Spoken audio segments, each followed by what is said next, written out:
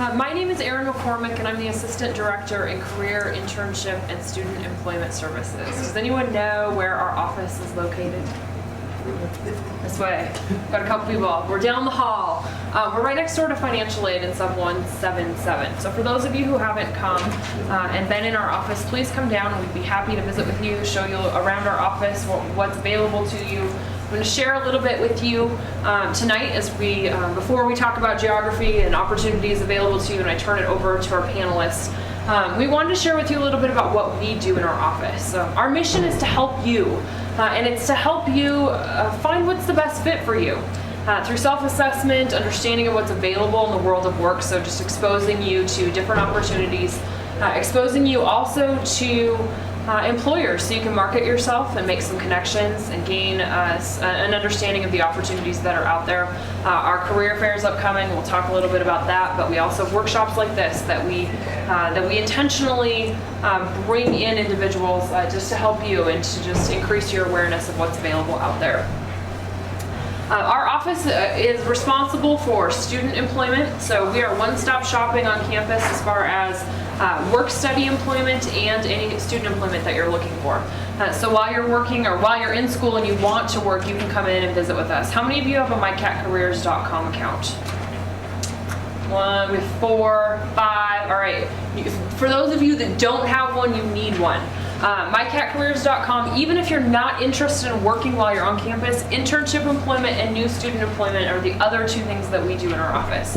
We have internships posted out there. We have full-time employment out there right now, and different opportunities, and opportunities that are available to you even as alumni. It's free to use. And it's a great tool. You can take a look at employers who have recruited in the past and have a relationship with MSU, but of course all the current postings are out there as well.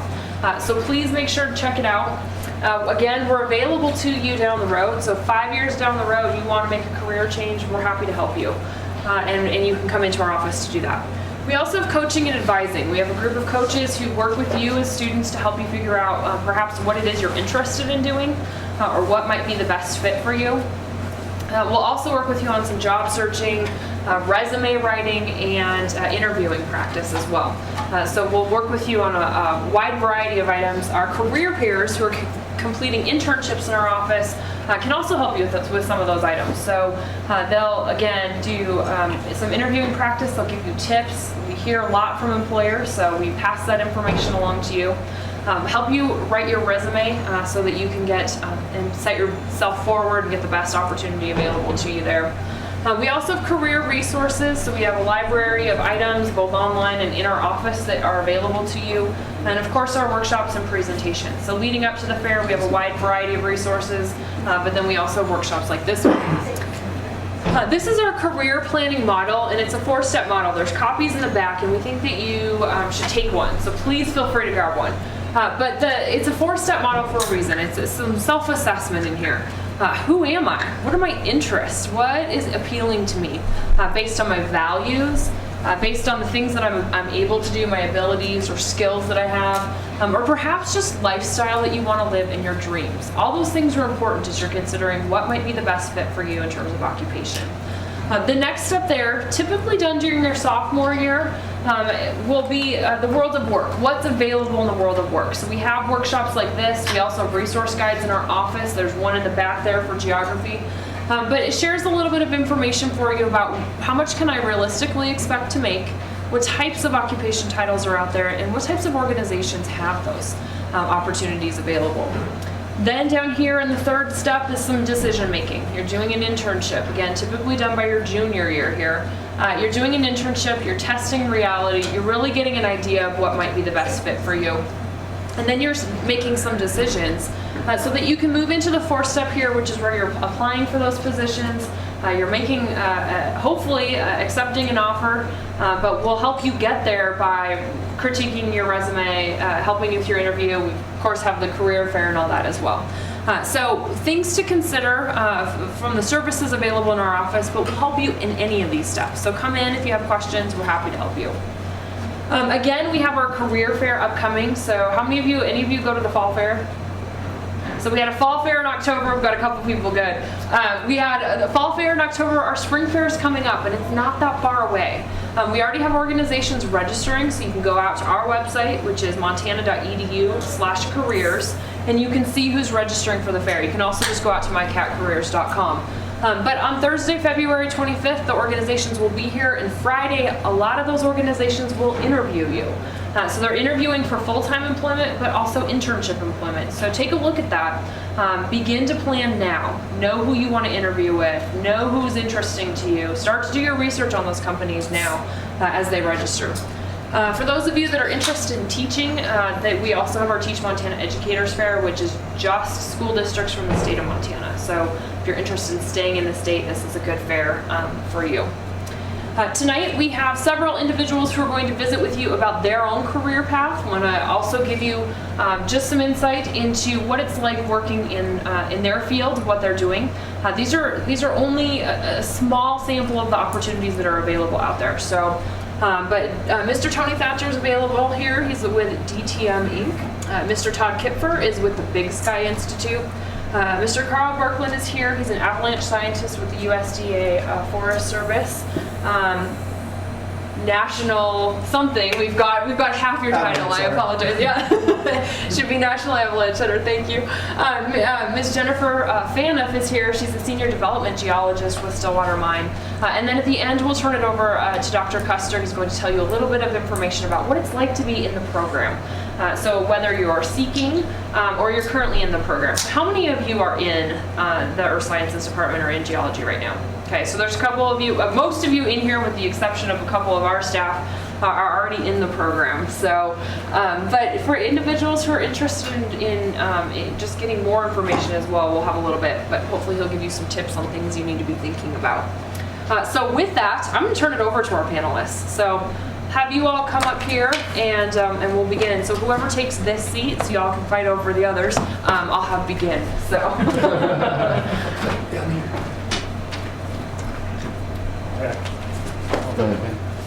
All right. I can set the bar very low, and that way everybody else can jump over. I don't think I've ever been called Mr. Tony Thatcher. And the company is DTM Consulting Incorporated. We've been in business now about 12 years in Bozeman. Started out as a fairly GIS-centric operation, and really we've kind of moved on to being what I consider a natural resources consulting company. We work with all sorts of scientists, from riparian ecologists, river specialists, climate specialists, planners and whatnot, and really have our hands in a variety of different projects. My background, we have like 2-minute introduction here, or? Yeah. Okay. 2.5. My background, I got my undergraduate degree from University of Colorado in Boulder in small group and interpersonal communication, so you don't have to start out in geography. And really was going to go into teaching, and ended up working at Jet Propulsion Laboratory for a couple of years on some GPS surveying experiments there, and really just discovered that this is the direction I want to go in, is the spatial sciences. Ended up getting my master's degree at Oregon State University before moving here to Bozeman. Worked for a small consulting firm that did mine remediation and cleanup, things like that, for 2.5 years or so before starting my own company, because there are things that I wanted to do myself. So that's kind of the short and dirty, and I'll get into some more details on kind of what I look for in employees and people in general. So. I'm Jennifer Phaneuf with the East Boulder Mine. If you haven't heard of it, it's about 30 miles south of Big Timber, and we mine platinum and palladium. I graduated from MSU in 2003 with a geology degree, and I'm the senior development geologist, which is kind of the exploration end of things. I had a friend who's working also at Stillwater Mine who recommended the job to me, and that's how I got my start there. Basically, my geology degree got me in the door, and it's a lot of on-the-job training. It's a very specific ore body, and there's only 3 of them in the world, so you learn everything you need to know on the job there, basically. What I do is tell a diamond drill where to drill in areas that we have not yet mined, and they drill core and send it to the surface that I look at and look at the ore body and decide if it is worth mining. Basically, it's a data collection process that takes anywhere from 3 to 6 months for a single drill program. And once all the data is collected, I put that into a 3D modeling software called Vulcan. And that software calculates how many tons and ounces are available in reserve, which essentially tells people if the mine is going to be able to continue operating. So everyone's interested in that at the end of the year here. As far as what we look for, it's versatility. Right now, I think most places are running on bare bones staff, and pretty much everyone needs to be able to do all different jobs. So we have several departments there that I help with, survey, engineering, and then we have an environmental department that would probably be most geared towards geography. They deal with reclamation and surface water. So, let you be next. I did, so I work as an avalanche scientist for the Forest Service National Avalanche Center, and I did an undergraduate degree also at University of Colorado in Boulder in environmental biology, and then I came and did my master's here and ended up doing a PhD at University of Colorado, or at Arizona State University. But in between all my degrees and also during some of my degrees, I was also working as a both a ski patroller and an avalanche forecaster here in Bozeman.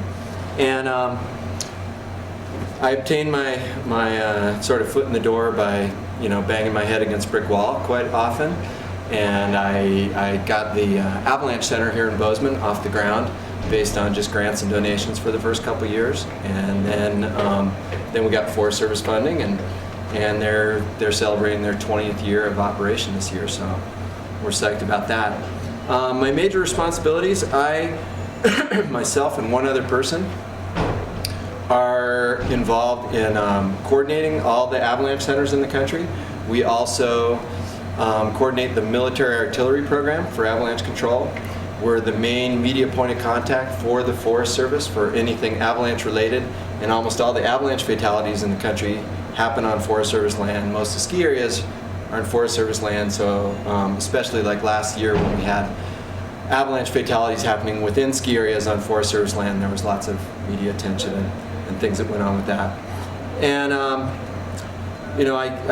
get to do sort of everything from dealing with revising the avalanche danger scale, which we're doing right now, to great days collecting data in the field and everything in between. So yeah, I think that's pretty good for an intro.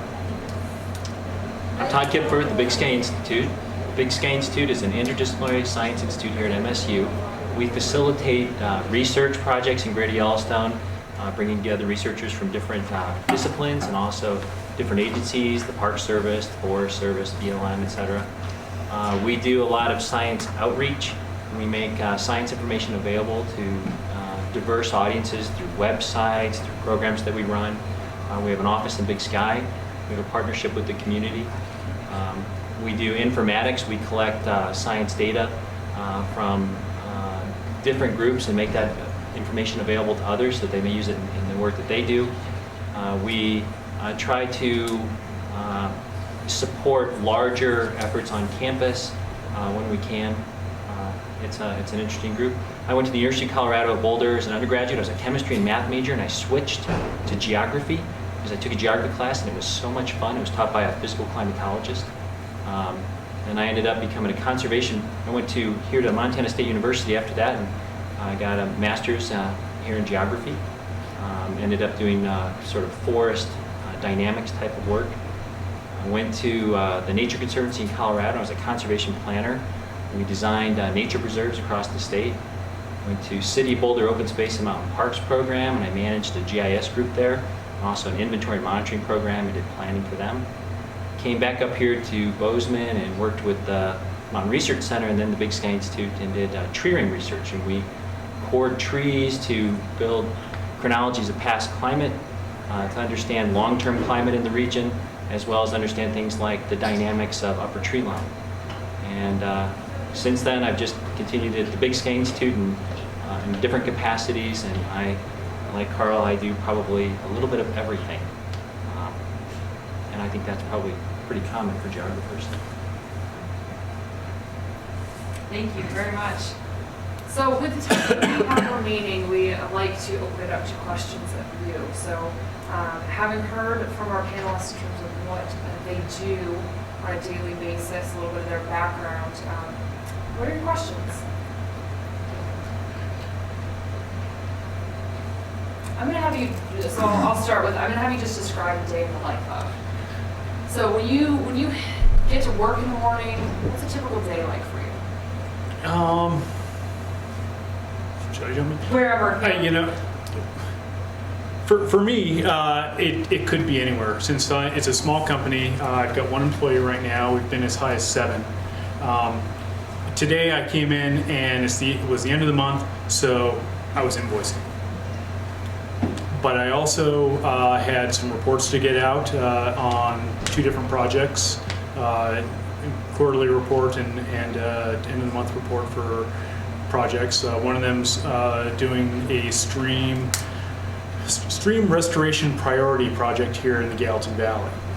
And so we're convening a panel of about 15 folks to sit down in front of maps and just brain dump onto the maps of where are the problem areas for streams in the watershed. So that's something that we're organizing. We're going to compile that information and develop a priority list of streams. The other thing that I prepared today was a presentation that I'm giving for the Yellowstone River Conservation District Council tomorrow in a meeting in Billings that is looking at cumulative impacts, human impacts on the Yellowstone River from Gardner to the confluence in North Dakota with the Missouri River. And so, I mean, it's a huge database that I've been designing that's compiling all the GIS and spatial and non-spatial data that has that we've collected on the river over the last 7 or 8 years. So, you know, incredibly wide open, diverse. I don't know what each day, whether I'm going to be doing riparian ecology, avian, stream geomorphology, crunching numbers to make sure that I can pay the rent, health insurance. So. I think my days are usually pretty similar to yours. I don't really know what I'm doing until I get there, but I get up at 4 in the morning and we commute an hour into the mine. It's on Forest Service land, and we start the day at about 5:45. There's a period of about 30 minutes where it's the shift change, and there's about 150 people either coming out from underground or getting ready to go underground, and that's basically the only opportunity you have to talk to people who are going to be underground all day. So I try to catch up with diamond drillers and other geologists. That's kind of when I figure out if I'm going to go underground that day or if I'm going to stay on surface and do my typical job, which is logging core. I guess on a normal day, I would end up logging core, and I have a building on the mine site where they bring core to me. I look at what's been drilled underground and locate the ore body. That isn't a very exciting part of my job, but it's pretty detailed data collection. After that, I usually do computer work and head home around 4 p.m. Just like everyone else, my days are really diverse, and I think that's part of the reason why I really like my job. I certainly spend my fair share of days either crunching data, writing papers, preparing presentations, answering emails, answering phone calls. There's a lot of networking amongst all the Avalanche people, but my favorite days are the days when I actually get to go out in the field. And today I had a colleague coming into town who I've worked on with a lot of different stability tests that you use to try and determine the avalanche conditions. And so rather than sit there in the office and chat about it, we went up and threw our skins on our skis and hiked up and played around in the snow and got really, really cold, and then came down before we got frostbite. Barely. My current work is very diverse, like everyone else, and I do a lot of administrative work, a lot of grants. A lot of people work for me on grants, and so I'm always hoping that they're making me look good, and they always are because they're smarter than I am. Always hire people smarter than you. And with all that, I also do a lot of project work, writing grants, writing reports, and other things. And right now, I'm finishing up helping a report for a project that I helped coordinate for the Park Service and the USGS and others, and it included a lot of professors from MSU. We put together a workshop. We brought together researchers and managers all around Greater Yellowstone and from around the country to talk about research needs for climate change, land use change, and invasive species for the federal lands in Greater Yellowstone. And so I'm working with a group right now, and we're going to write a technical report to finish that up. And so that's fun for me because I get to spend a lot of time sort of going through the literature and seeing kind of trying to synthesize what's the latest science around these topics, synthesizing the results from the workshop, and trying to put it together in a way that sort of makes sense, but then always trying to twist things in a way so that it's also material that we can utilize to promote things, perhaps here at MSU, to get perhaps a USGS Climate Response Center that'd be a joint MSU-USGS center here.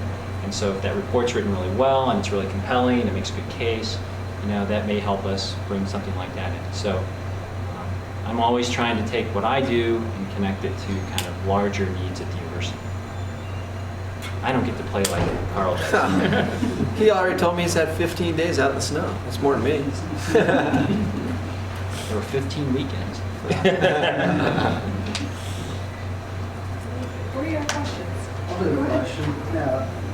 What's the job market looking like for undergrads right now that haven't quite gotten into their grad stuff? What's the job market for getting your foot in the door, kind of getting started with the economy being crap and something like geography, which I think we've learned it's kind of like the sister science to everybody else, the communicator of sciences. What does that do to the job market for us? I'll jump in. Sure. As an employer, it's interesting. It's a really good question, and the job market is pretty lousy out there right now. Everybody's making do with less, and that's where really I think geography is such an interesting degree if you can sell it, and it's up to you to sell it. It really is. Geography is diverse. I mean, look at the panel sitting here. It's amazing. I mean, we've got social geography that's dealing with social issues, and that might be spatial or it might be historic, anthropologic. You've got physical geography, geomorphology and spatial relationships, snow science. You've got techniques. So whether you're talking GIS or spatial modeling in 3 dimensions, I mean, it's really wide open. So, I mean, as an employer myself, if I'm hiring right now, I mean, when I'm hiring whenever, I'm looking for somebody with a diverse skill set. I'm generally not looking for somebody who's, can click the buttons in ArcGIS or is a strict climatologist and can work in SAS, doing stats. Those aren't the things. I want somebody who's got a little bit of stats, a little bit of GIS, a little bit of physical sciences, but most critically, they've got to be able to communicate. They have to be able to verbally sit in front of me and look me in the eye, shake my hand, and not be fidgety, hand me a resume that's printed out on nice paper, follow up on that resume. So, I mean, the resume writing skills and the interviewing skills, workshops, take them, do them, follow up. And even if you don't get that job and you're still in town, go knock on the door again. Hand deliver the resume. Do not send it in. We look at the address. Oh, he lives 3 blocks away. I've hired several people who have just started a relationship with me over, it's taken 1.5 years for a job to come up for them. So it's building those relationships. So, but you got to sell yourself as more than just what's on the paper or what I'm looking for. So you'd all probably agree with that, communication skills. Muy bueno. Yeah. Fundamental. Yeah. I'll extend that to, take writing classes. We look at the resume, and we've actually actually asked people to sit down and give them a writing task. Nice. And if it comes out, if they can't connect sentences and paragraphs and come to a conclusion, then they don't make it much further. So, How much would you say during your day is spent, or how much time would you say is writing? Is it in communicating? All day long. Yeah, 3/4 at least. Yeah. I mean, Yeah. sometimes I'll be just I'll spend a week totally embedded in a database, and I'll barely talk to my employee. But then I have to relate that information to my client, and if I can't relate that information or sell my idea to the client, then the company doesn't stay in business very long. I mean, the ability to sell yourself is really important. I mean, there obviously are fewer jobs, and they're more competitive for the jobs that are out there. It was easier to get jobs before, so it's harder, so you have to stand out. And there was just most recently a woman moved to Bozeman, and she's from some school out east, and she contacted me and a whole bunch of other people in town, and she came, and we had coffee, and we sit down and we talk, and lo and behold, she nabbed a job. And I think it's because she went out and put out the effort and networked, and she's very clear in her communication skills, and I think that really helped her. And then a lot of people, the ones who I think struggle are the ones who will say, like, how did you get that job? And it's I don't think it's something that we learn in our education, but you really got to use all of your skills, and your networking is fundamental. And so even while you're an undergraduate, try to pick up an internship, volunteer with Karl or the local Abbey Center, whatever it is that you want to do, and get the experience and meet the people, and then follow up with those, and that'll help you, I think, in getting those jobs. Avalanche jobs have always been hard to find. They just, people like doing avalanche jobs, and they're willing to do them for not very much money.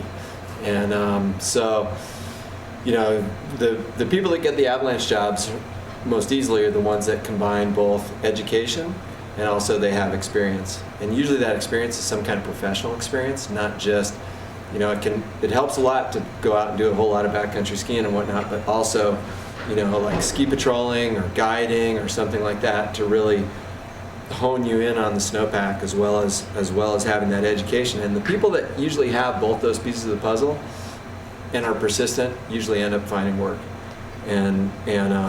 But again, these, like, establishing these networks. One of the forecasters down at the Gallatin, Mark Staples, he was also did his master's degree here in engineering, working with some snow folks, but at the same time he was patrolling down at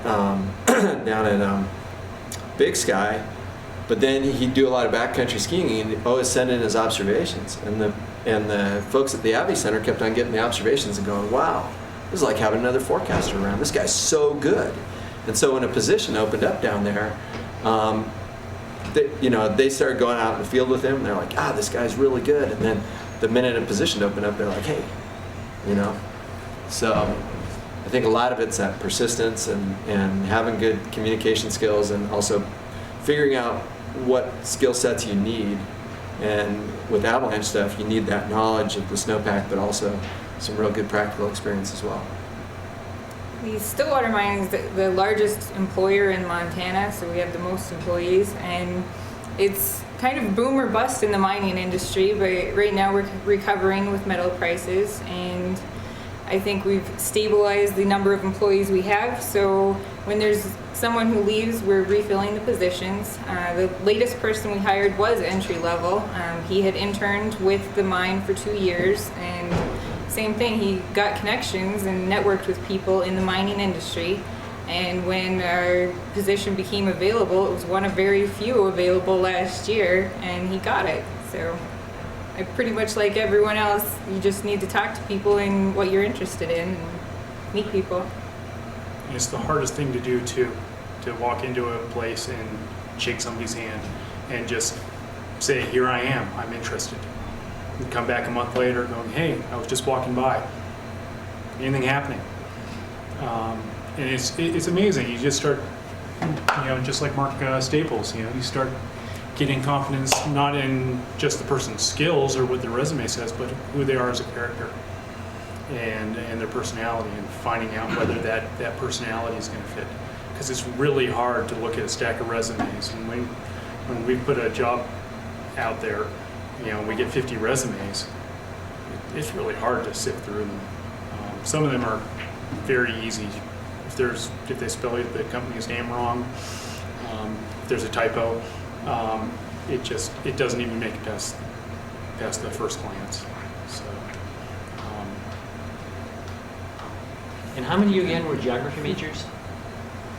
Almost all of you. And are you most of you physical geography majors? Is that what you consider yourself, or human GIS? geography? GIS, Like a mix? a lot of GIS. I think that's one thing about geography is you get a diverse set of skills, and it makes it harder to get that entry-level job. But I think I got a job, my first job, because I think there were over 200 applicants for it, and I got it simply because I wasn't a wildlife biologist like most of them. I had skills like GIS skills before everyone had them. The ability to do planning, communication. I had taken things like economic geography, a lot of different history, historical geography, etc. And that really helped me sell myself for the type of work that they needed. They didn't just need a specialist. So sometimes the jobs need, and I think where you do, needs very specialized training. But in other cases, for a lot of people, training. So diversify what you do, and don't be afraid of like economics, natural resources, which I think a lot of people are like. And most of the management and the policy decisions, etc., they aren't science driven. They're human political system driven. And so you get lucky if they get science informed. And so being able to understand, politics and communicating with people and things is really important. So geographers, I think if you sell yourself right, you can have a really interesting career. Yeah. The diversity in the consulting field is definitely what I look for. Unless you really want to be a person who's digitizing soils or tree rings or whatnot in the back room. But if you really want to be involved in just the nuts and bolts and day-to-day operations, which is where I think spatial sciences and geography should be, not just a technical position in the back. The more skills you can bring to the table, the better. One of the questions that I always ask when I see a resume coming through is, okay, the person's got some good GIS experience, but do they have database experience? Do they know Microsoft Access or Oracle? Do they have any programming skills? Because GIS is great, and it's gotten pretty good at button clicking, but if you can't get underneath the hood, you're only accessing, just a small percent. And that's true with pretty much any application out there now. You've got to be able to kind of lift the hood and tinker with the wires. And so is most everyone here undergraduate? How many of you are thinking about going to graduate school? That's a good idea. Yeah, I think See, on that one, what the people that y'all work with or hire, what percentage is at the undergrad, master's, and doctorate level? Well, the bulk of the geologists at the mine have bachelor's degrees. There's a couple that have masters, but it's not required. And no one has a doctorate. Mike? How about some of the people who you're like mapping in some of those areas as well? Like the survey department and that kind of thing. They also have bachelor's degrees. That's pretty much the standard working there. My current employee has a bachelor's, but he got a job, slave labor at I think the Forest Service initially, and just said, "What are you doing there?" "Oh, show me," and just started learning, and just started getting his hands. Whenever there was an opportunity, he started getting his hands in this, that, and the other thing, and that including GIS and fire science and ecology and whatnot. And now he's up at the program getting his master's, working half time for me, doing the other half getting his master's. here at the university, and you know, kind of filling out his research and skill set. So. We have about 12 employees at BSI, and they're all masters or PhDs right now. And we do hire some undergraduate internship positions and things like that for students. Right now we just closed on one. But for what we do, it's important. We're always trying to connect research, sort of interface research and science with the public. And so at least a master's gives people some experience with research, and that's important to us. Most of the Avalanche people around the country have bachelor's degrees, and then there's just a handful with master's degrees. There's probably even fewer that are publishing in journals that have the doctorate, like yourself, right? Yeah. There's Most really of those are over in Europe. a few over in Canada, and not much. You know, in terms of just there's plenty of folks doing snow work. You know, and people looking at snow hydrology and a lot of remote sensing related to snow and things like that. But in terms of people doing work that actually relates to snow avalanches in the United States, there's almost none. And so that was a real advantage to me, because go and get your doctorate, you look pretty good. So, but there's a handful of folks over. There's quite a few folks over in Europe and a handful up in Canada. Yeah. What are your other questions? What are you seeing as some of the trends in your industry, both technology-based but otherwise? What do you see happening coming down the road? Well, for snow, we're always going to need people to go out and look at it. I mean, we come up with more and more and more complex models, and the models just don't even come close to explaining what's really going on out there. So you actually need a person out there. I mean, the good news is you need a person out there in the snow. And for avalanche stuff, really we've seen demand grow over the last 15, 20 years. It's very slow growth. There's still not a lot of jobs, but more and more places want to have avalanche information available to them. So, and then there's been a lot more interest in snow in general, a lot related to climate change. So not only have we seen some of the avalanche stuff grow with increased recreation, but just snow work in general, and some of the snow hydrology and remote sensing and everything has grown a lot over the last 10 years with the focus on climate change. I see forecasting, the ability to do what-if scenarios and say what's the future likely to be like. I think more and more people are really interested in that to make better decisions today. And so I think for people that do GIS type of work, kind of moving that towards decision support. So you're not just making maps or managing data, you're working to kind of integrate information to be able to give people sort of what things might be like. I think that's really important. And the other one is monitoring is growing. Things like there's the National Ecological Observatory Network, NEON, and they're going to be hiring people if they actually get their funding from NSF, which, knock on wood. I think there's going to be a lot more efforts out there of groups that are doing very technical monitoring of atmospheric chemistry, genomics, biodiversity, other things that's going to continue to pop up. I mean, there won't be, maybe that's not like a lot of jobs. I mean, it's not going to be the Stillwater mine, you here and there, but I think those are a couple areas that are on the uprise. And nobody's trained to do that, really, for the most part. That's pretty new stuff. As far as mining goes, I mean, it's stayed the same for about 100 years.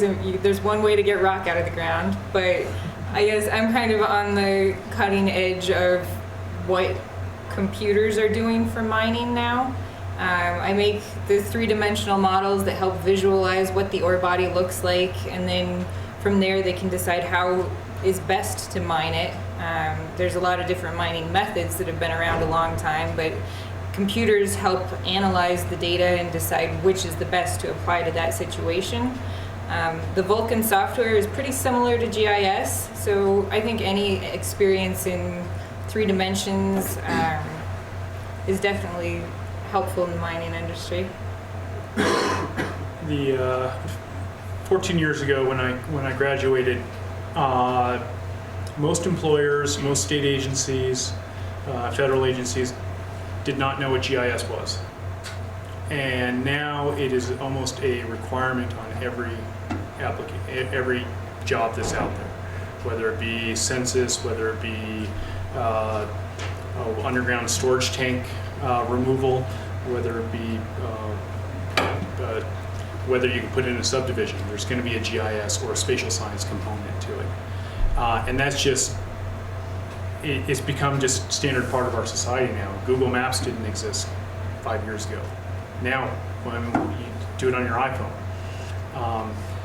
So what I see, and this is my biggest challenge as an employer and as a spatial scientist, is keeping up with it.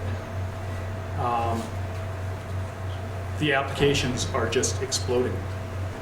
The technology is just becoming layered and integrated, and you're accessing your application from your iPhone. Okay, well, does my client need that? I don't know. But certainly we can get a web app going for them. Well, which technology do I use? Do I use the ESRI technology? Do I use a free open source code? Do I use the Google Maps API or the Microsoft API? And it's just keeping up with it all, because they all have pros and cons. And that's really my challenge. It's just staying at least far enough ahead of the curve that I can have discussions with my clients and just present ideas to them. Thank you. So unfortunately, that's all the time we have for questions. So I want to say thank you to you as a panel. Ask if you would join me in just giving them a round of applause. Hopefully, if you don't mind, if at the end we'll open up if there are any questions, if students can follow up with you just as we're finished. If you have final questions, please feel free. Yeah, and along that line, my office is just downtown. I am always willing to sit down with anybody and chat. It's something that I always make time to do. I'm always amazed at how few people actually knock on my door. Because we've got a pretty big program here that spans not just sort of the Earth Sciences Department, but several other departments here. And it's just amazing how few people knock on the door or even call. So Thank you. come on down. Thanks. Just give me a heads up. Excellent, thank you. I'm going to turn it over to Dr. Kipfer now, so I'll invite you up if you can join us, and we'll share a little bit of information about the program. So you've heard quite a bit, and I think really what you're here for is the panel, so I'm trying to do this quickly, but Earth Sciences, Mountains, and Mines, and I'm going to try to flash through these pretty quick. So the department has 212 undergraduate majors, 34 Master of Science, 12 PhDs, 13 faculty, 3 research faculty, and 2 administrative assistants. And we have 44 geography undergraduates that are in physical and human cultural. It's occurred to me that maybe we should split those out and find out how many are in each. We have 22 in GIS and planning. I'm going to skip over the rest down to snow science with 34, and that is related to geography, as you'll see in a minute. We try to help students to learn to think about Earth. Many of the students go to Masters of Science programs. Most employers expect this today. Requires a B average or better if you're going to do it. If you're going to do a PhD, you probably need it mostly for research jobs and university teaching. You're probably not going to need it for much of anything else. I think it's important to think about when you want to stop and why. I think that's an important thing. Some students get jobs after Bachelor of Science, and you've seen some examples today. They may be outside the area that they're trained in, and you should pursue what excites you. One of the things that I think is really important for students to do is do something that turns you on. Because if you're fired up about it, you're going to be willing to work at it. And if you really are not fired up about it, and you're there because you're going to want to get money, I'm sorry, it's really hard to keep that up for very long. So do something you like. Next slide. Geography is where things are on the Earth, why the things are where they are, how places differ, and how people interact with their environment. Physical patterns and physical features on Earth, geology, soil, landforms, climate, water, vegetation, mountains, human and spatial aspects, historical, cultural, planning, urban, transportation, economic, and regional geography, the science of place and space. So, next slide. I'm going to focus on geography here, but the general geographic focus with an opportunity to specialize through emphases in human and physical. And jobs are in this, jobs is, so This is just a GIS thing here with fragmented forest patches in Maryland. GIS is one of the areas you can work in. You can work for the State Department in tourism, economic analysis, transportation planning, urban and regional planning, marketing, international business planning, GIS, remote sensing, climate analysis. Actually, you can do stuff in soils, forest planning. I mean, there's just all kinds of stuff that you can do in the geographic area. I think one of the things that I find interesting about geographers, they really know a lot about a lot of different things, and that makes them very powerful. On the other hand, it can make them relatively weak if they don't figure out how to put all that stuff together. It requires a lot of integrative thinking, and so it's one of those areas where you can get yourself underwhelmed as well as overwhelmed. And you can't do all of these things, so you're going to have to probably focus on some, but as Tony mentioned, you got to have some background in many of these areas, because if you don't, you're not as desirable typically as an employee, because the companies are working in many different areas. Next slide. The curriculum. You're going to be doing some physical geography, some physical geology, world, regional, human statistics, about a year. GIS, 6 electives, and some geographic thought capstone. I have the 2010, 2012 planned curriculum. If you're curious of what we're thinking about, they haven't been approved yet, so I don't want to tell you that it's the truth. And then we have the ones from 2008 to 2010 curricula if you're interested. Next slide. Geographic Information Science Planning Option is a geographic program focused on planning and GIS. Urban, regional, tourism, and recreation uses GIS and remote sensing tools, tries to integrate those in a sequence of courses. And they help with, I think, integrating spatial information and three-dimensional information, actually.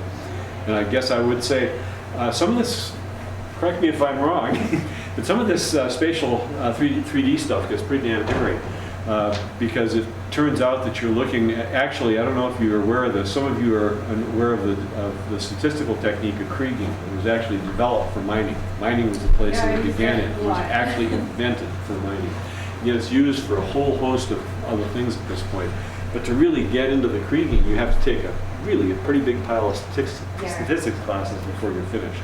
So this is not completely without mathematics. Next slide. GIS planning jobs in government, federal, U.S. Forest Service, USDS, NIH, transportation, NRIS, DEQ, DNRC, regional offices, local planning, GIS offices, local water quality district, tourism planning, conservation planning, recreation planning, resource planning, transportation planning, corporations, marketing, real estate, auto industry, consulting firms, national, geographic. Some of these have been mentioned today already. Next slide. Our GIS planning curriculum is physical geology, geography, chemistry, economics, statistics, political science, geographical planning, urban geography, economic geography, geomorph soils, GIS remote sensing, 3 courses in that. We're adding some GPS now to amplify that a little bit. Some electives in the capstone geographic thought. Next slide. So science option actually has a geographic component to it, so I thought I'd mention it, particularly because we have a GIS scientist here tonight, and I think that's a good thing to think about. Next slide. You can get jobs at Ski Patrol, Avalanche Center, forecaster, with feds using through the U.S. Forest Service, national. We actually have people who work for the Forest Service as hydrologists and other people that do that kind of work that's related to snow, because snow is producing water in the watersheds and so forth. Natural Resources and Conservation Service, U.S. Geological Survey and Water Quality, State Water Quality Consulting and Avalanche and Protection and Planning. Snow Science curriculum has a geographic emphasis in geography, calculus, physics, chemistry, statistics, and GIS. We do have an engineering emphasis as well that takes into mechanics of materials, differential equations, physics, chemistry, and approaches a second degree in engineering. If that's something that turns you on, you can actually do about an extra year and turn out with a CE. It turns out that a bunch of the people that we have that do that turn out to work as engineers more than they actually work as snow scientists, but they ski a lot. Mostly recreationally, I think. And then planning and snow statistics. So we're gonna have We're going to develop, we hope, a snow statistics option in addition to the geographic engineering and the snow statistics option. Each will have some geography, a little bit of chemistry, physics, math in it. This is not for the faint of heart, actually. A lot of people say, yeah, I'm going to be in snow. I'm going to be I'm going to ski a lot. You may ski a lot, but as a matter of fact, you spend a lot of time in the office communicating and writing papers and doing a variety of other things. And we want to prepare you to be able to read the literature, which means some calculus, and it means some chemistry, and it means some statistics, and it means some geography. And in one of the options, there's quite a bit of geography, but there's geography in all of them because a lot of the secondary work that people get, it turns out a lot of people are actually guides and climbers. So you're taking somebody in the Himalayas, it's kind of helpful to know something about that culture, the religion, the background, the forests, the kinds of places that are there, the climate change that's happening in those areas, and be able to talk to those clients. Those people that go on those trips are generally not poor. They're intellectually engaged. They want to know something about the environment in which they're playing. And so if you have that information, you become a better guide. If you want a curricula, if you click on that, I think it'll bring up the curricula. I'm not sure that it will do it with, we'll probably have to shell out of that.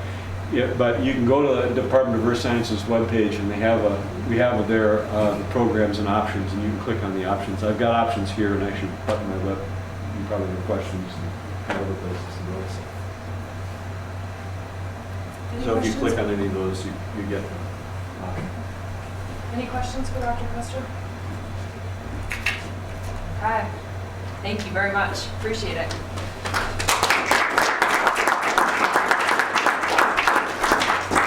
So I'm going to share a little bit of data with you. Every year we collect data from our graduates. So when you get the phone call from Career and Internship Services that says, we're wondering where you are after graduation, please answer this phone call.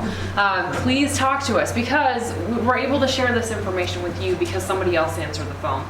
So pass on the love. That's our request for our office. But some highlights from last year. 65% response rate to our salary survey. 85.5% of those people responded being employed or in graduate school full-time. We include graduate school, full-time graduate school, because for licensure, some individuals have to obtain a master's degree for their field, and so we include that here. 7.1% are employed or in graduate school part-time. 5.6 are unemployed and looking, and 1.8 are not looking, so they're out there skiing. The average salary by year and degree, so this is institution-wide. Over the last 3 years, you can see that the average salary increased. You can also see that as your degree attainment increases, so does the salary. This follows national trends. We often see this.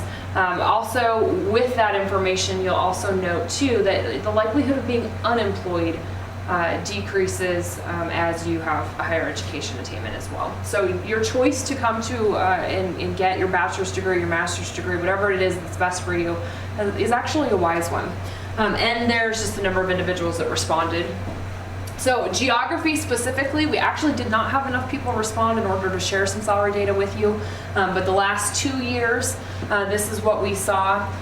More than likely, and typically with our data, you won't see it move much more than about 4% either direction. So, in-state versus out-of-state average salaries, with again a degree attainment. We also note, though, to do the numbers crunching, and just make sure you know as you're looking at these in some comparison, with the exception of Bozeman and maybe a couple other places in the state of Montana, the cost of living is higher outside the state of Montana too. So as you're looking at these, do some number crunching when you get that offer, and make sure that it really is a good deal. If that's where you want to go, if you just want to want to move outside the state or stay in the state, we always just provide that caveat for you. So, geography, in-state versus out-of-state, we're actually still working on our numbers for our salary data for 08 in terms of breaking those down. So again, there's that 4% differential there. But over the last 2 years, this is what we saw. Location of graduates, where are they going? You're of course in the College of Letters and Sciences. 66% chose to stay in state. These numbers kind of change every year, so it just depends on where individuals want to go. But on average, about 61%, excuse me, of MSU graduates stayed in-state. So there are good jobs if you want to live in the state of Montana. It is possible to get a job and be employed out there. There's this common belief that you have to leave if you want to work, and that's not necessarily true. But to reiterate what our panelist says, you have to set yourself apart. You have to know how to sell yourself, explain what it is that you want to do and can do to an employer. It's a tough market out there, and we recognize that. But there are employers that are hiring, and they are looking for you. And so you have to sell yourself. Employers tell us that you're a little bit rough around the edges, so clean up when you come to the career fair. Dig out those nice clothes, shower, shave, do all those things. Take your hat off and your backpack, and give that right first impression. It's so important as you're looking at that. Last fall, this last career fair, looking at who was looking for you. I'm going to include Earth Sciences as a whole in here. So, the Bureau of Land Management from the state of Montana. BP Cherry Point Refinery was looking for Earth Science majors. Halliburton was looking for geology specifically, but out there, Land O'Lakes Egg Business was looking for Earth Scientists. Monsanto Company was looking for you. Montana Department of Transportation, specifically in GIS, geohydrology, geology, the list goes on there. And so, being able to sell yourself, being able to know what it is you're looking for and looking in those areas. These companies were looking for you last fall. We're anticipating seeing some companies. I believe it's Halliburton is going to be back in the spring. They've registered, so we're anticipating that they'll be here. So take a look at what's out there and what's going on. I have some resources from the Bureau of Labor Statistics to answer your question about growth and kind of looking at the economy. The Bureau of Labor Statistics is looking at about a 6% increase, job growth increase for geologists and looking in that field. One of the things they note, though, is taking a look and paying attention to occupation titles. So looking with industries and areas in terms of individuals who build roads, buildings, power plants, cable lines, things like that. GIS technology in non-traditional areas are identified as emergency assistance in order to help and assist with ambulances, police, fire, rescue, all those areas as well. And so not necessarily that title of geographer, but paying attention to alternative titles that might use your skill set as well. So there's prospects out there, and the Bureau of Labor Statistics is identifying some of that. You can see our full array of information on graduates and information in our salary survey data, including information about how individuals got their jobs. So that idea of that internship, networking, the importance of networking, it's huge. So take a look at some of this information as well. Even if you're not getting ready to graduate, come to the career fair, begin networking with our employers, because they come back year after year. So you can begin that process of just getting to know people as well.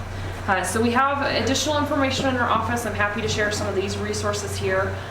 Thank you very much to our employers and our panelists, and to Dr. Custer, and to you for coming. We're glad you came, you made the investment. Come in and see us. We're happy to critique your resume. We're happy to help you with your practice interview. And any other assistance that you need here. Reminder that our career fair is upcoming on the 25th February, and of course the 26th is a special date to remember as well. So mycatcareers.com registration is important to you between now and February 25th, but come on in, we're happy to help you. So there's still pizza in the back, so grab some on your way out the door. Thank you.